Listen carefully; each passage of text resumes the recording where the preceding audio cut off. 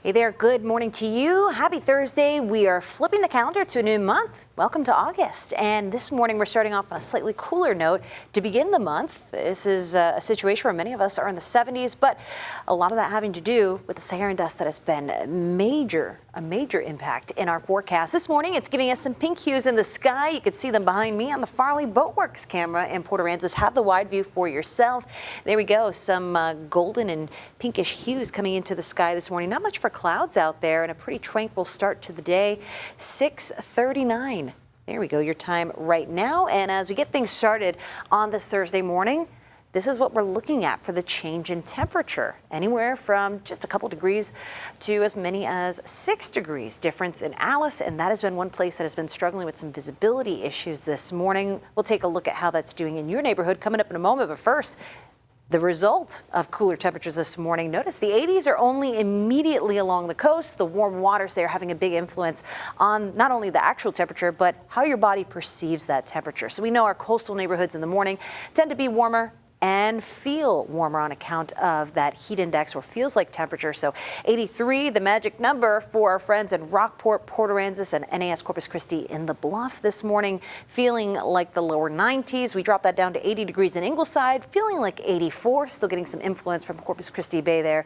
And the airport, one of the first places that is in those middle 70s and feeling true to temperature. That is the case for many of our inland neighborhoods, with a few lower 70s on the map for places like Freer and Beeville, as well as Alice this morning. So we were talking about issues of visibility. That has been since improving, and right now the only trouble spot we have is Alice. Doing a lot better. 2 whole miles for your visibility right now. That's the first time we've seen that throughout our newscast.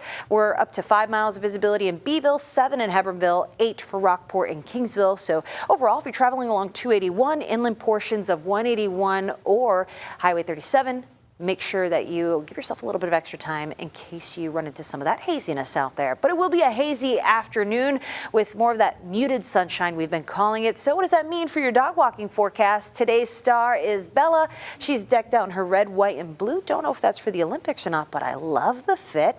And as we go to show that off on the morning walk, again, we'll have to contend with some of that dust, which can be a respiratory irritant. So maybe we want to take shorter walks with our favorite pup.